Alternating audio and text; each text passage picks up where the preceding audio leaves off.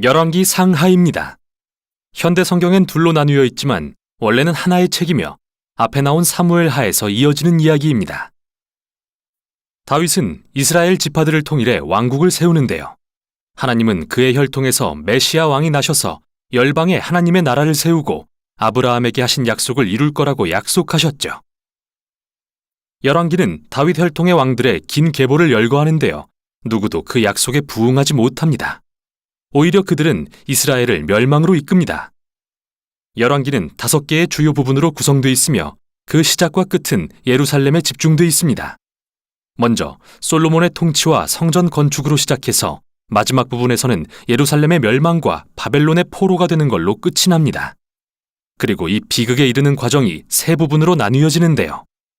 어떻게 이스라엘이 두 왕국으로 분열됐고 하나님이 선지자들을 보내 이스라엘의 타락을 막으려 얼마나 애쓰셨으며 결국 이스라엘의 죄 때문에 바벨론 포로를 면할 수 없었음을 설명하죠. 1, 2장은 연로한 다윗이 아들 솔로몬에게 왕위를 물려주며 시작됩니다. 그가 솔로몬에게 남긴 마지막 말은 모세가 여호수아에게, 사무엘이 백성에게 한 것과 매우 비슷합니다. 언약의 계명에 신실하고 이스라엘의 하나님께만 충성하라는 명령이죠. 그러나 이 말은 뭔가 공허하게 들립니다. 이후 다윗과 솔로몬이 새 왕국을 견고히 하기 위해 정치적 암살을 공모하기 때문입니다. 출발이 좋지 않네요. 솔로몬이 가장 빛나는 시기는 하나님께 이스라엘을 이끌 지혜를 구할 때입니다. 그는 심지어 다윗의 꿈이었던 하나님을 위한 성전 건축도 해내죠. 여기서 이야기가 잠시 멈추고 성전 설계도가 자세히 묘사됩니다. 마치 토라에 나온 성막의 모습처럼 온갖 금과 보석, 천사와 과실수의 형상을 만드는데 모두 에덴 동산을 떠올리게 하는 상징들이죠. 성전은 하늘과 땅이 만나며 하나님이 그의 백성 가운데 임재하시는 곳입니다. 그러나 솔로몬은 건축을 마치자마자 끔찍한 선택을 하고 결국 왕국을 무너뜨립니다. 수백 명이나 되는 이방 왕의 딸들과 결혼을 했는데 모두 정치적 동맹을 위한 거였죠. 게다가 이방 신들을 받아들여 이스라엘의 우상 숭배를 불러왔습니다. 솔로몬은 그 후 막대한 부를 축적하고 거대한 군대를 만들고 심지어 모든 건축 사업에 강제 노역까지 실시합니다. 토라의 내용을 기억해 볼까요? 하나님이 이스라엘 왕들에게 주신 신명기 17장의 지침을 솔로몬은 철저히 어기고 있습니다. 죽을 때쯤 되어 솔로몬은 이집트의 바로왕을 닮아 있었습니다. 아버지 다윗이 아니라요. 다음은 솔로몬의 아들 르호보암인데요. 그는 자기 아버지와 똑 닮은 행동을 합니다. 권력을 향한 탐심과 욕망, 비극이 아닐 수 없습니다. 강제 노역으로 세금을 늘리려 하는 그에 맞서 여로보암이 이끄는 북쪽 지파들이 반기를 들고 일어나 그들만의 왕국을 세웁니다. 이제 이야기가 나뉩니다. 남쪽은 예루살렘을 중심으로 다윗 혈통의 왕이 다스리는 유다가 되고 북쪽은 이스라엘로 불리는 새 왕국이 세워져 이후 사마리아가 수도가 되죠. 여로보암은 새롭게 두 성전을 짓고 남쪽의 솔로몬 성전과 겨루기 위해 성전마다 금송아지를 놓고 이스라엘의 하나님이라고 합니다. 출애굽기 32장에 금송아지를 떠올리지 않을 수 없죠. 이때부터 이야기는 남북을 왔다 갔다 하며 두 왕국의 운명을 추적합니다. 남북 모두 왕이 약 20명씩 있었는데 저자는 이 왕들의 통치에 대해 몇 가지 기준을 들어 평가합니다. 이스라엘의 하나님만을 경배했는가? 아니면 이방신 숭배를 도모했는가? 백성들에게서 우상을 제거했는가? 다윗처럼 언약에 신실했는가? 아니면 부패하고 부정해졌는가? 저자는 이 기준에 따라 북이스라엘에는 20명 중 선한 왕이 아무도 없으며 남유다에는 20명 중 단 8명만 긍정적이라고 평가합니다. 이 부분이 열왕기의 또 다른 큰 목적과 연결되는데요.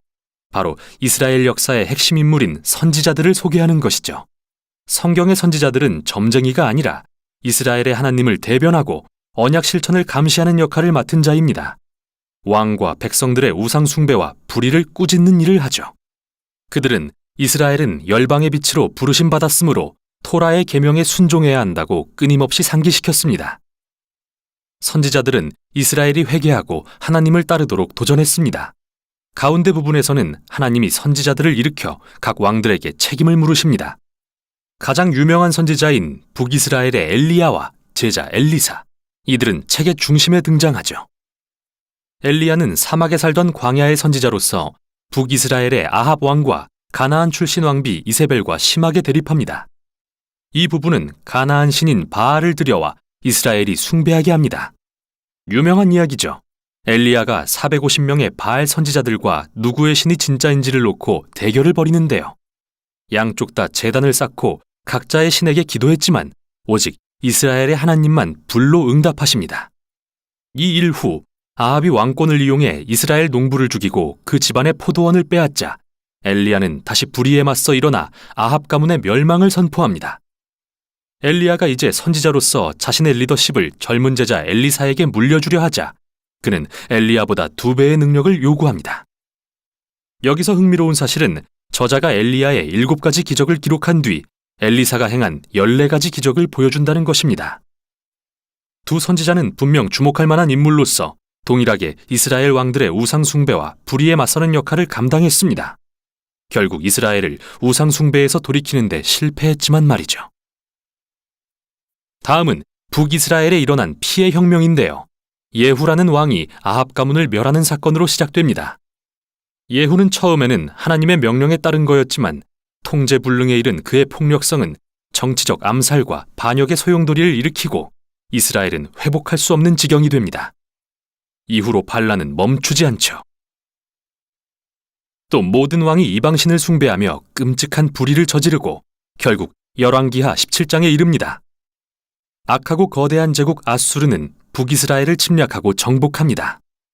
수도인 사마리아는 함락되고 이스라엘 백성은 쫓겨나 고대 세계 곳곳으로 흩어지고 말죠. 17장이 중요한데요. 저자는 이야기를 멈추고 지난 일들에 대한 선지자적 묵상을 제공합니다. 그는 북이스라엘의 멸망이 우상 숭배와 언약에 불순종한 백성과 왕들의 불의 때문이라고 비난합니다. 하나님은 그들의 결정이 초래한 결과를 직면하도록 하신 것입니다. 책의 마지막 부분은 홀로 남겨진 남유다에 대한 이야기입니다. 여기에는 매우 영웅적인 왕들이 등장하는데 한 예로 히스기야는 아수르 군대가 예루살렘을 위협할 때 하나님을 신뢰합니다. 또 요시야 왕은 성전에서 잃어버린 율법책을 발견한 후 그것을 읽고 회개합니다. 그리고 종교개혁을 단행해 우상 숭배와 가나안의 영향력을 제거합니다. 그러나 유다는 이미 너무 멀리 와버렸습니다. 이 둘 사이에 므낫세 왕은 역대 최악이었는데 예루살렘 성전에 우상의 제단을 쌓을 뿐 아니라 아들을 제물로 바치기까지 합니다. 그러자 하나님이 선지자들을 보내 종말을 고하십니다. 이스라엘은 돌이킬 수 없게 된 거죠. 마지막 2장에서는 바벨론 제국이 예루살렘을 침략해 성전을 파괴하고 모든 백성과 다윗 왕족을 포로로 끌고 갑니다. 이 결말이 남기는 의문이 있습니다. 하나님은 이스라엘을 버리셨을까요? 다윗의 가문을 버리신 걸까요? 마지막 단락은 포로 생활 40년 후에 일어날 매우 이상한 이야기를 합니다. 여호야긴은 다윗의 후손으로서 예루살렘에 돌아갔다면 왕이 될 사람이었는데요. 바벨론 왕은 그를 감옥에서 풀어주고 남은 생애 동안 왕의 식탁에서 먹도록 초대합니다. 이 이야기는 적으나마 하나님이 다윗의 가문을 버리지 않으셨다는 한 줄기 희망을 선사합니다. 이제 질문은 하나님이 어떻게 아브라함과 다윗에게 하신 약속을 이루실 것이며 어떻게 열방에 복을 주시고 메시아의 나라를 세우실 것인가인데요. 대답을 찾으려면 이제 나올 선지서들을 읽으며 지혜를 발견해야 하죠. 여기까지 열왕기였습니다.